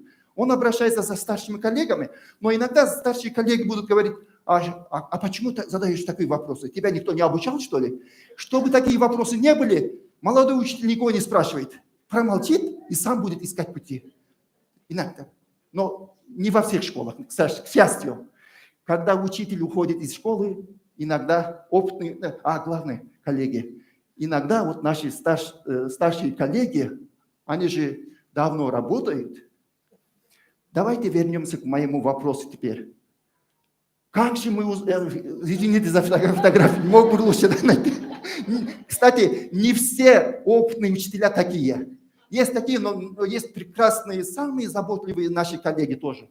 Но, к сожалению, когда вот в некоторых школах есть такая ситуация, как я узнаю, теперь ответ на мой же вопрос, как я узнаю, кто есть кто молодой учитель? Знаете, я буду расписание ваше смотреть. Расписание сойду, и первый урок, последний урок. Почему? Почему? Потому что кто-то заслужил, давно работает. Ну, это естественно, мы все знаем. Но молодой учитель иногда работает, говорит, мы все были молодые. Ну, я знаю, так и будет.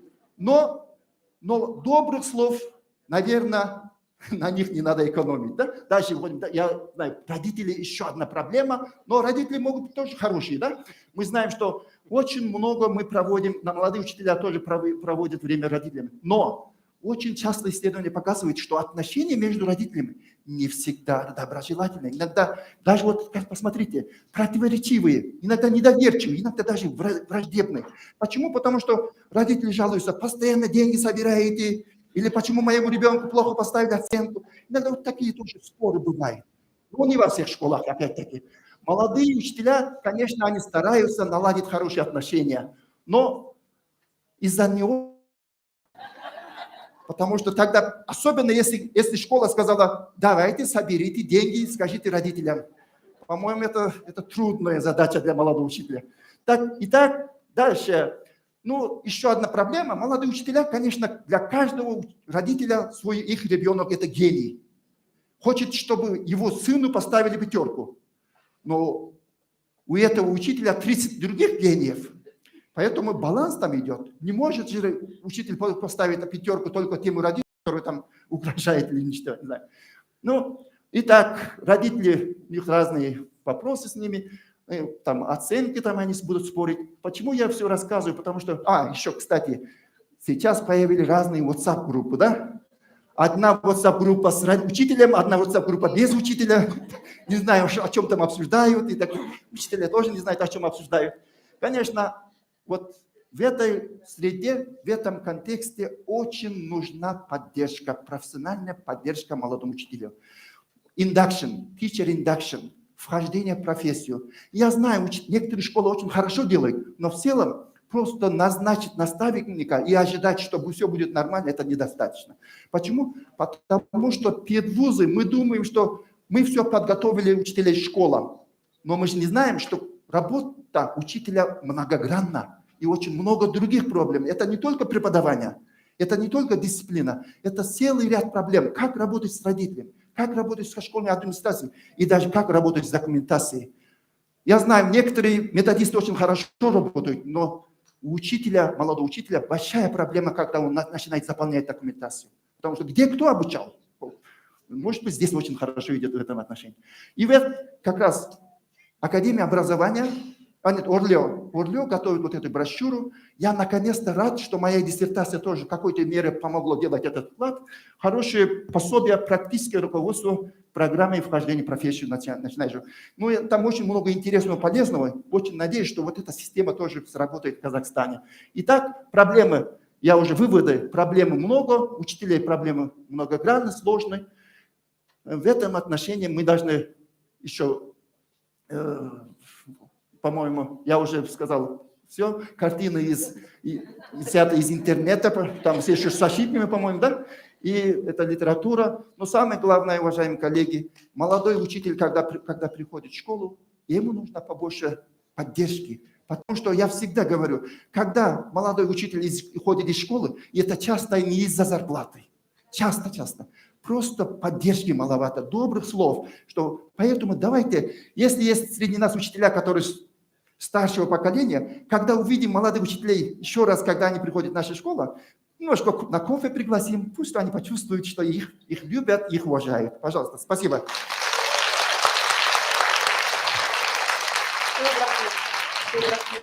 Большое вам спасибо, доктор Душан Шаматов. Очень интересное выступление. Все мы, как говорится, осы жерде өзімізді көргендей болдық тура сөздеріңізде. Көп рахмет.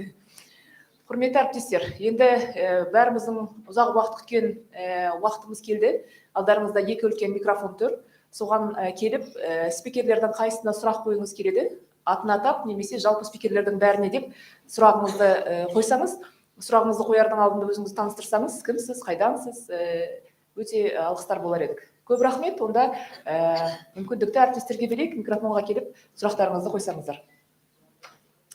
I asked our colleagues to ask questions and identify the speaker they would like to ask questions. So we are waiting for our colleagues to ask questions, please.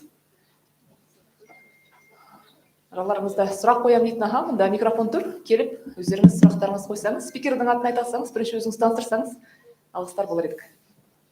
Қайырлы күн баршаңызға, құрметті қонақтар, келгендеріңізге мың алғыс. Қазақ ұлттық Қыздар Педагогикалық Университеті физика кафедрасының мұғалімі Әбділля Мағжан. Оқытушының осында. Менде отандық осында отырған ғалымдарға, докторларға сұрағым. Қазіргі таңда менде мектепте оқушы болып жүргеннен өзімде сауал туындаған, неге мектепте сыныптарды деңгейліге бөліп оқытпасқа? Мысалға, 2 мен оқитын оқушыларды бір топқа жинап, олардың мәселесін жеке-жеке қарап, және ең үздік оқытушыны осы сыныпқа тағайындасақ. Сонда ол 2 мен оқитын оқушының мәселесін шешіп, және барынша өзінің білімін күшін соған салып, 3 мен оқитын деңгейге, 4 мен оқитын деңгейге қарай жылжытады, осындай секілді. Енді екінші сұрағым, қазіргі таңда өздеріңіз білесіздер, жасанды интеллект, осы өте керемет жылдамдықпен дамып бара жатыр. Жасанды интеллекттің біздің оқу жүйесінде қандай өзгерісі немесе пайдасы бар? Қалай ойлайсыздар осы жағында? Рахмет, онда Назип Алтынбековна өзіңіз бір-екі ауыз сөз айтсаңыз, содан кейін Бауыржан мырза өзіңіз бір-екі ауыз сөз берсек, практика ретінде. Если вы поняли суть вопроса, были бы рады, если вы могли ответить. Anyone willing to respond to the question later? Сұрағыңызға көп рахмет. Жаңа отандық ғалымдар деп айтып жатсыз ғой, енді рахмет, көп біз ғалым деп өзімізді есептемейміз. Қазір мектепте сол ұштастырып жасап жатқаннан кейін біразда жұмыстар жасап жатырмыз. Жаңағы екілік пен бестік бойынша ол социология жағынан да, ғылыми жағынан тұрғындан да өте көп зерттелген. Ағылшын тілінде егерден доступ болса оқысаңыздар болады. Оның екі үші бар. Біріншіден балаларды социология жағынан социализация дейді ғой. Ол өте маңызды, өйткені үлгерімі төмен бала, үлгерімі жоғары бала деп бөліп тастасақ, онда бізде социалды алшақтық болуы мүмкін. Сондықтан ол жағынан өте қарау керек жұмыс деген кезде. Екіншісі, бізде ұстанымның бірі, ғылыми жұмыспен жұмыс істеп жүргендіктен, өте төмен оқитын бала, қабілетсіз бала деген жоқ. Қабілетсіз бала деген ол дұрыс түсінік емес. Өйткені барлығымыз бірдей биологиялық, физиологиялық, химиялық тұрғыдан бір нәрсе болғандықтан біздің бәрімізде қабілет бар. Оны аша білді ма, аша білмеді ма деген сұрақ туындайды. Сондықтан бұл жерде ата-аналардың, социумның, соның ішінде мұғалімдердің сол баламен жұмыс істеуі маңызды. Әр баланың өзін-өзі табуы мүмкін. Ол қате. 2-мен оқитын балалар 5-мен оқитын. Ол менің өзімнің де ұстанымым. Сондықтан бөліп жарып оқуға болмайды. Бірақ Қазақстанда қалыптасқан бізде жаңа селективный мектеп деп жатады. Назарбаев зияткерлік мектептерінде көбінесе біз жаңағы неге ұшырап жатады? Сынға ұшырап жатады. Өйткені ол селективный. Онда өзіндік бір енді тұжырымдамасы бар шығар, бірақ там жаңағы частный мектептердің пайда болуы, осындай селективный мектептердің пайда болуы ең соңына келгенде елге қызмет етпейді. Өйткені қарап отырсаңыздар, Эстония, Финляндияда equity деп қояды, балалардың барлығына равноправный не берген кезде, олардың бізге қарағанда деңгейі өте жоғары. Ол ұзақ мерзімде өзінің сапасын беретін сондай approach деп қояды, подход. Сондықтан менің ұстанымым солай, оны олай оқыту болмайды деп есептеймін. Екінші сұрақ қандай болып еді? Цифрлық әлемде, ол цифрлық әлемді мен қолдаймын өзім, өйткені егерден біз оны дұрыс қолданатын болсақ, ол біздегі жаңағы алшақтықты жақындататын нәрсе деп сенемін. Басқа нелерге де берейін сөз. Рахмет. Could I make a comment about the artificial intelligence part? It's interesting that this morning to me, our colleague Duchamp and I were having this discussion at breakfast time about artificial intelligence and the challenge of that. And my view is that we've been wrestling with this for many, many years because there is so much performance and pretension in schools and in universities. We have to confront the problem of people making it look as though they have learned rather than actually learning. So we're so wrapped up with the grades and the examinations that we tend to fall into the trap of teaching people how to come up with the standard answer rather than to genuinely learn whatever the subject matter is. So AI is not a new challenge. It's a more complicated approach to the same old challenge of, is it authentic learning or is it merely performance? Please. Right, I'd like to come back to you. I have been a chemistry teacher, so physics, I taught physics as well. And the question I'd like to ask you is whether you think that ability is something that's fixed in a child. So a child is born with a fixed ability. Or can you, as a teacher, help them to attain different levels?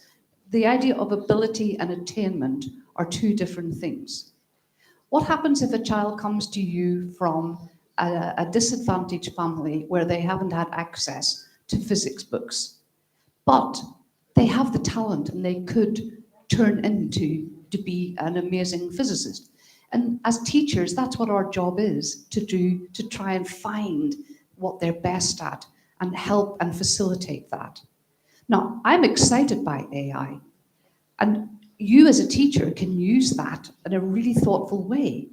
You could use it to help the slower children to catch up, or you could use it to push those really bright physicists who are going to be amazing. So it's a really good tool if you use well. But I worry about labeling children and thinking that somehow they're fixed, because that cuts off so many opportunities for a lot of children who haven't had the chance. So that's what my answer would be. Өте қызықты ұсыныстар берді мында әріптестер. AI қаншалықты дамығанмен де бәрібір де адамдар сол күймен көп жағдайда жаңағыдай білім берген сияқты болып сезілеміз, бірақ шынымен де білім берген жоқпыз. Сол себептен AI ол жай ғана сол бір дүниені одан да бетер ұлғайтатын бір жаңағыдай дүние сияқты болып сезіледі дейді доктор Дэвид Фрост. Доктор Лейн Уилсонның айтуы бойынша, өзіңіз де түсініп тұрған шығарсыз, әр бала туа біткен қабілетпен келеді, оны біз бөліп жара алмаймыз. Жақсысың, жамансың, таланттысың, талантты емессің деп бәріне бірдей мүмкіндік беру арқылы біз олардан таланттар жасауымыз қажет сияқты болып сезіледі дейді доктор Лэнгустен. Жалпылама былай түсіндіргенде. Рұқсат етсеңіздер, мен де жаңа бірінші сұраққа өте жақсы қызықты сұрақ екен, соған қосарым бар еді. Енді әрине оқушыларды жаңа деңгейге қарап, бір белгілі бір қабілеттерге қарап бөлу негізі халық аралық практикада ол бар нәрсе, жоқ емес. Мысалы кейбір бағдарламаны қарайтын болсақ, халық аралық бакалавриат дейді, IB. Соның ішінде де мысалы кейбір пәндерді бөлуге болады. Стандартты деңгейде немесе жоғары деңгейде оқиды еді. Бірақ ол таңдауды бала және ата-ана өзі жасайды. Бізге мысалы математика осы деңгейде жеткілікті, биологияны біз мысалы күрделі деңгейде оқимыз деген сияқты.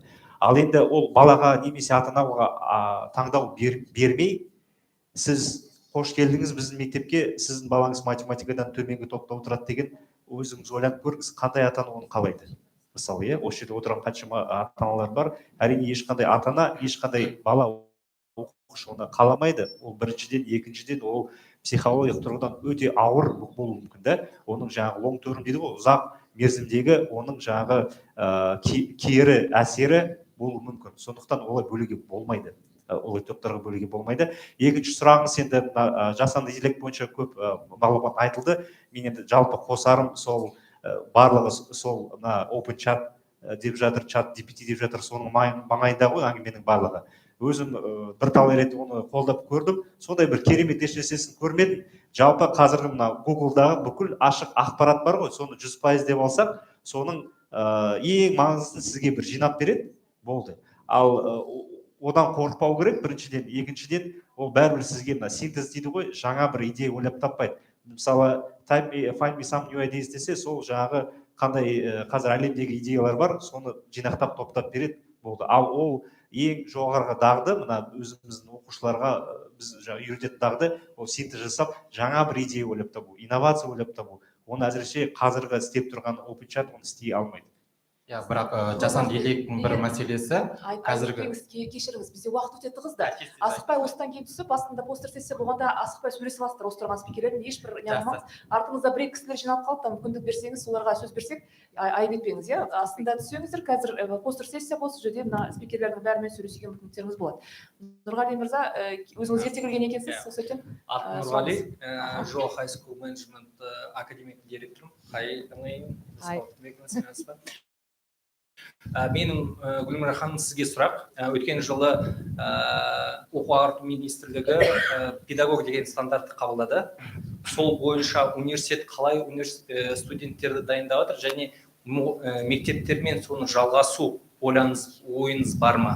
Сұрағым осы. Бізде енді қазір педагог стандарттары деген тек қана мектепке кіріп қана қойған жоқ, бүкіл педагогикалық университетте енгізілу керек деген бізге төбеден әдетте тапсырмалар түседі. Сол себептен аталмыш тапсырмаларды біздің оқу бағдарламаларды жасау процесінде ескеріп, оқу бағдарламаларымыздың ішіне отырғызамыз аталмыш стандарттарды. Бірақ стандартты отырғызуменен оны іске асыру екі бөлек дүние екенін білесіздер.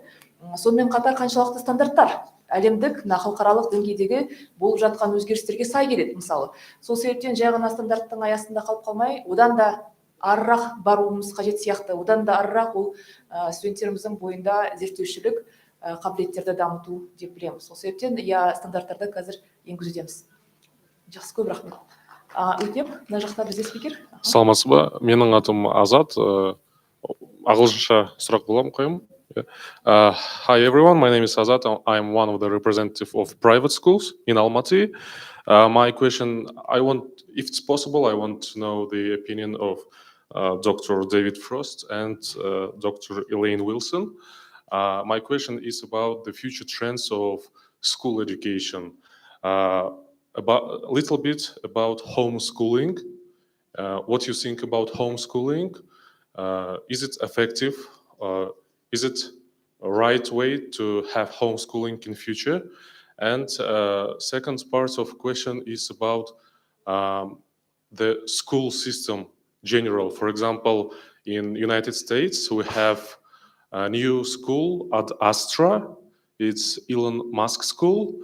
And if somebody Google, we could find the information that the system is differ from general schools. For example, in general schools, we have grades, grades divided by age group. We have a system, and in UK, in Kazakhstan, in Russia, everything is similar. But Elon Musk, they divide groups. As I know, they divide groups by not, for example, in one group, if it's possible to have 10 years old, 15 years old, 12 years old pupils in one group, in one grade, and they have very extraordinary task, for example, to solve the problem of earthquakes, for example, or how to save human being in future if our Earth finished and we should go to the Mars, everybody. And what you think about the future trends of in this angle?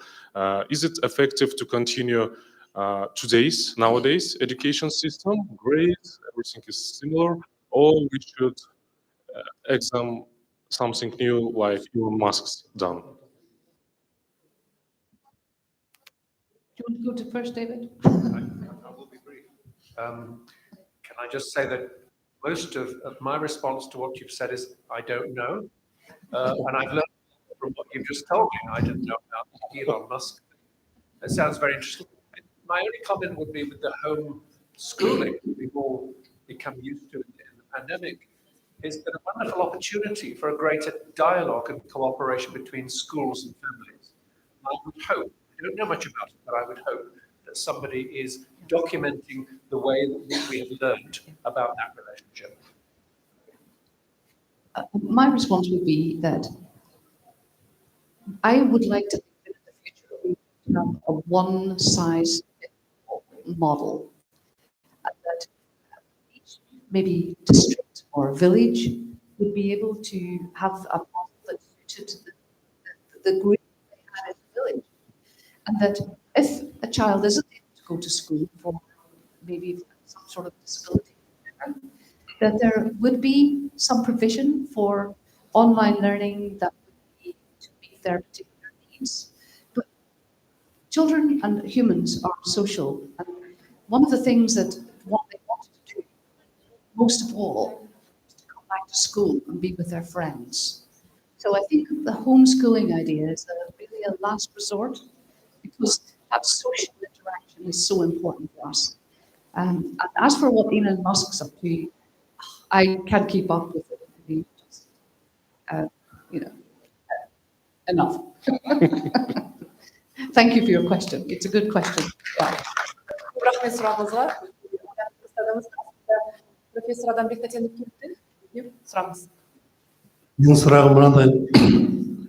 Әсіресе мына Назипа Алтынбек риза болып отырмын осы ұсыныстармен мен қосар сұрақтарым бар еді. Осыған біздерде 2, 3, 4, 5 деген бағамыз бар. Бізде баға ма, жоғары білім 0 дейтін баға ма? Бұл егер баға болатын болса, біз 2 алу үшін қанша не білуіміз керек? Болмаса 2 5-ті, мысалы 2 мұғалім 5-ті, бір-біріне тең емес. Өйткені біреу мысалы көбейту кестесіне 5 қойып береді, екінші дифференциалдық теңдеуге қойып береді. Баланы дифференциалдық теңдеуге жеткізу үшін мұғалімнің қанша қаны кетеді, қанша энергиясы кетеді. Ал енді анау екеуін алып ол бір. Екіншіден, мынау біздер өлшеуіштер көп жағынан жетіспейді. Мұғалімнің кәсіптік деңгейін өлшеуіш бар бізде. Болмаса, сұрақты қиын, оңай сұрақ па, қиын сұрақ па, есеп қиын ба, оңай ма, соны өлшеуіш бар бізде. Осы өлшеуіштер біздерге, өйткені біздердің барлық бағамыздың қасында өзінің салмағы тұру керек. 5-ке бір үшін мынаны бір көректен өте үлкен стандарт жасау керек. 3-ке бір үшін мынандай стандарт. Ал 2-ке бір үшін деген бізде мына қиындық деңгейін жасау деген стандарт жоқ. Жер үстінде ешкім оны анықтап берген жоқ.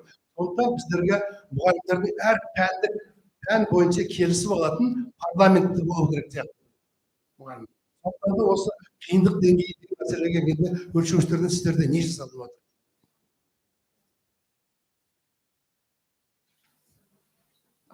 қосылмайды ма? Профессор, сұрағыңызға көп рахмет. Рахмет, мынау комплимент айтып жатсыз ғой. Қазір Назарбаев зияткерлік мектептерінде материалды бағалау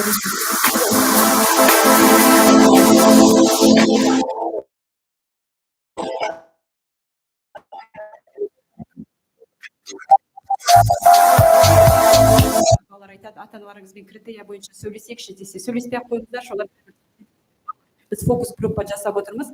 Сонда біз айттық, неге түсінбейді десем, үйге келсем, баған қайда дейді, мен соны критерияны түсіндіріп отырамын ба, түк түсінбейді. Мен сізге түсіндіріп берейін дейді.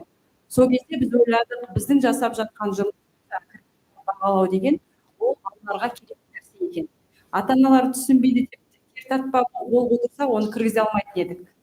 Критерия дегеніңіз жаңа сіз айтып отырған үштік бағаны қою үшін оның вес дейміз ғой, жаңағы салмағы қаншалықты. Ол жерде дискриптор деген болады, ол жерде критерия деген болады. Біз соны мұғалімдерге айтып түсіндіреміз.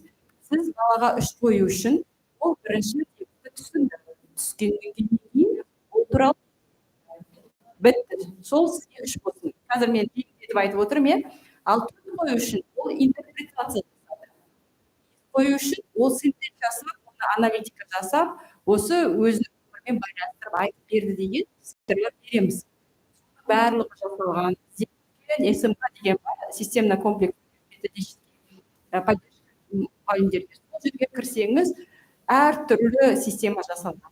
Бірақ біздің келіп соқтығысып отырғанымыз мұғалімдердің кейбір кезде жаңағы түсіндіргісі келмейді, өзінің ойынша қоя салуы деген әлі етіміз үйренбей жатыр.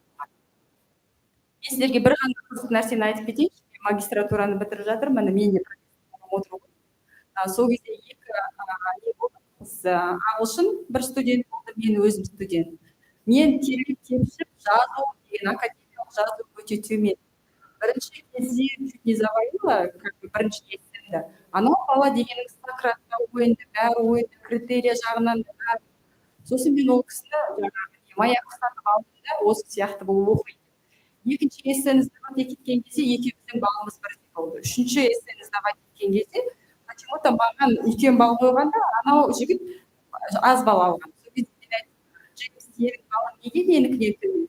Сен маған қарағанда ақылдысың ғой десем, қарап, неге баға дей бересің деді. Өзімнің супервайзерімнен барып сұрадым, неге ондай болды десем. Сол кезде менің супервайзерімнің айтқаны, сен рынокқа жұмысқа шықсаң, егер Джеймс екеуің бір жұмысқа резюмелеріңізді берсеңіз, жұмысқа Джеймс алады. Мен айтамын, неге менің бағам жоғары тұр ғой дейді. Сөйтсем ол кісі айтады, жоқ дейді. Сенің пробелің көп болған. Сен өзінен салыстырғанда 150% болса, Джеймс келгені өзінен салыстырғанда келіп оқығаны. Сонда олар қайда біліп отыр? Олар біздің жазуымызда біздің өскенімізді біліп отыр. Көрдіңіздер? Сондықтан нәрсе керек нәрсе.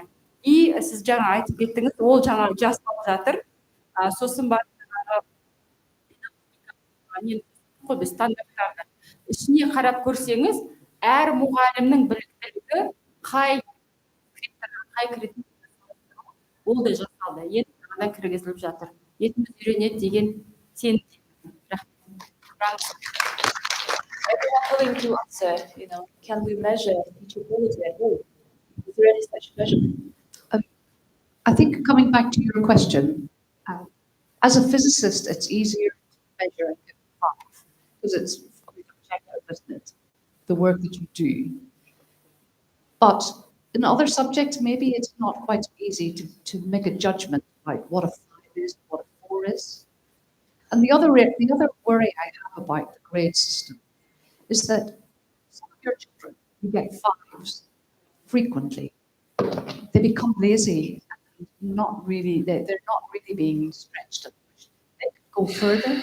It just didn't say, you're a 5, you're wonderful, you're a star, but to actually give them more challenges. I think the danger is that with that system, you could get complacent.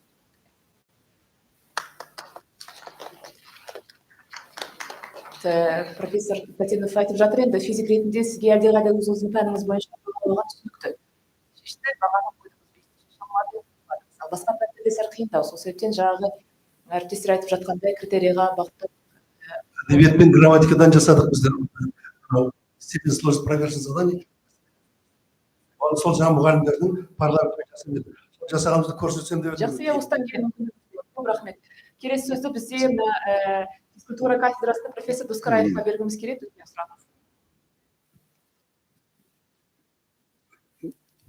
Очень приятно находиться в такой среде. У меня такой вопрос. Вот в рамках, если возьмем такие слова, сегодня прозвучали как соединение между школами и вузами. Есть слова асимметрия, коллаборация, да? Вот в рамках этих слов я бы хотел в начале пояснения дать. У нас было буквально несколько десятилетий назад. Все хотели получить, даже была государственная программа «Всеобщее образование». Потом что-то это тормознулось.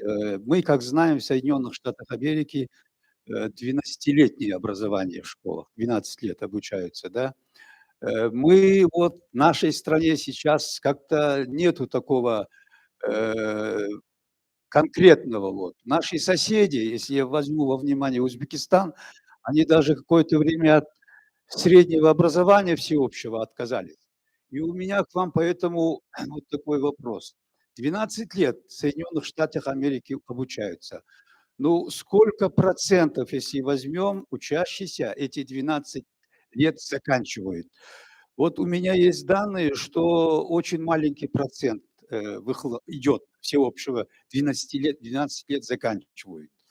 И вот в этом плане правильно ли будет нам, нашей стране, уже скоро тоже переходить на 12-летнее образование? Вот ваше, хотелось бы услышать в этом плане ваше мнение, так как наше правительство тоже поставило задачу перейти на 12-летнее образование. Спасибо.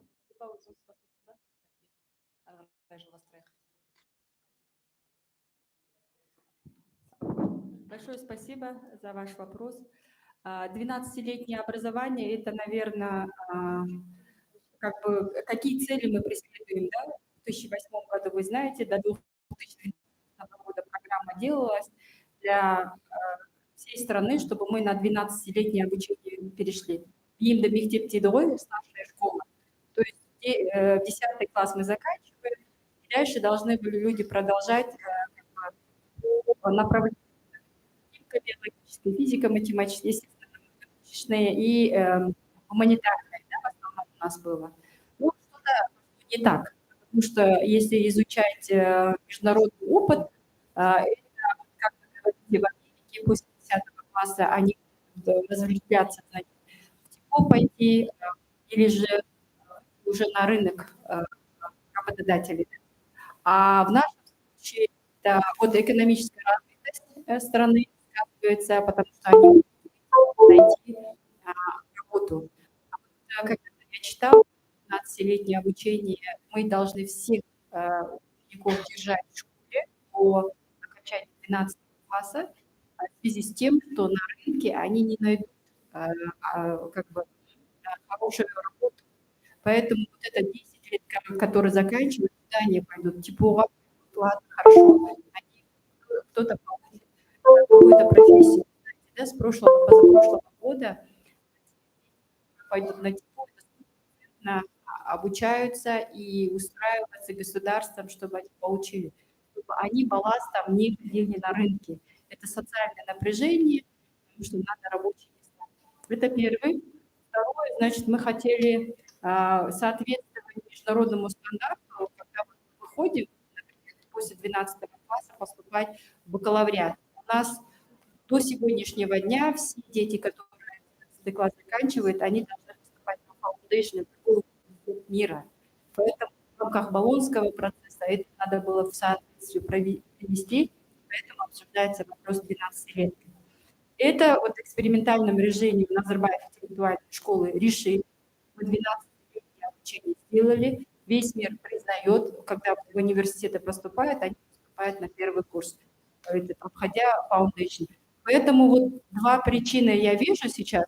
Ну, как дальше это будет уже политическое обсуждаться, я не могу вообще. Спасибо большое. Можно я добавлю вкратце? Ну, наверное, там есть такой нюанс, как градация.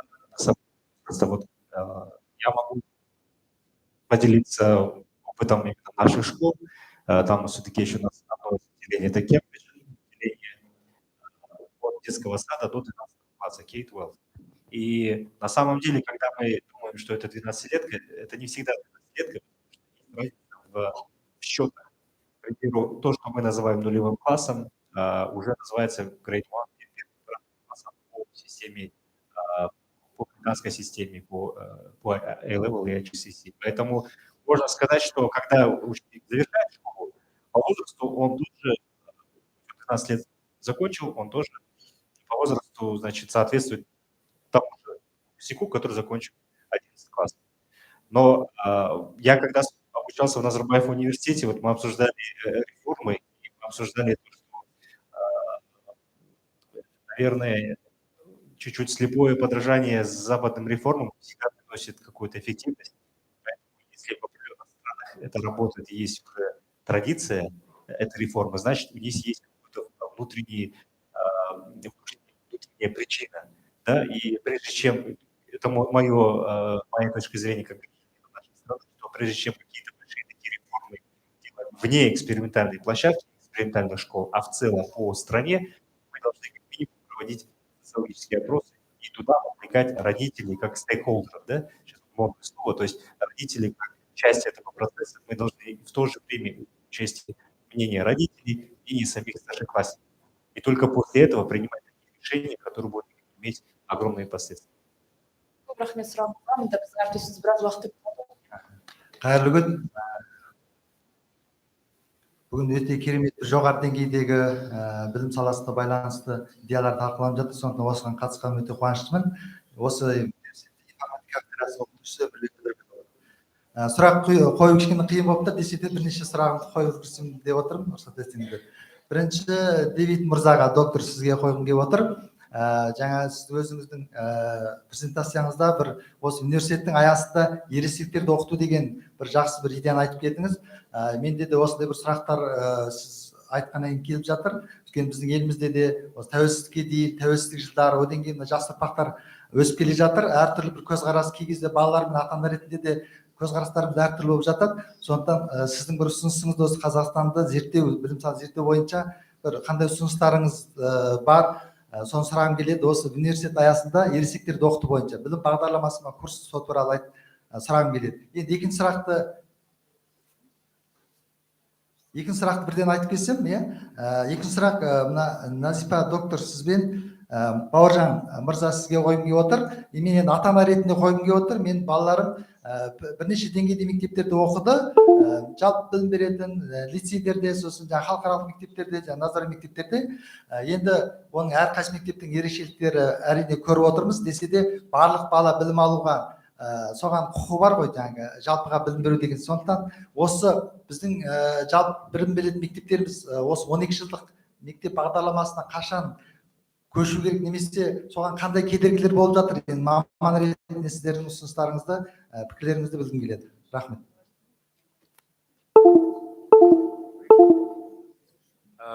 Thank you for the question. I can make a brief response to the idea about research, but in adult education, well, one of the things that has been an interesting debate over the years has been about pedagogy. And those people who are interested in adult education will have come across the concept of andragogy, which is a rather tricky word to me anyway. I don't think there's a valid distinction actually between pedagogy for adults and pedagogy for children. It seems to me we should bridge that divide and just think about what is actually good teaching. And for me, teaching is about how do you facilitate learning, and how do you facilitate learning means you have to respect the identity of the learners, you have to learn about the learners, you have to enable the learners to have a sense of agency and voice and bring their experience to bear. So for me, if I was a researcher in that area, and I'm not, I would certainly think about how do you facilitate learning for anybody, but particularly when you look at adults, you need to be very sensitive to their experience and their knowledge. So the concept of facilitation for me is always interesting. I was struck when I listened to my colleague Elaine. She showed a slide about networking that involves teachers and community members and children and everybody.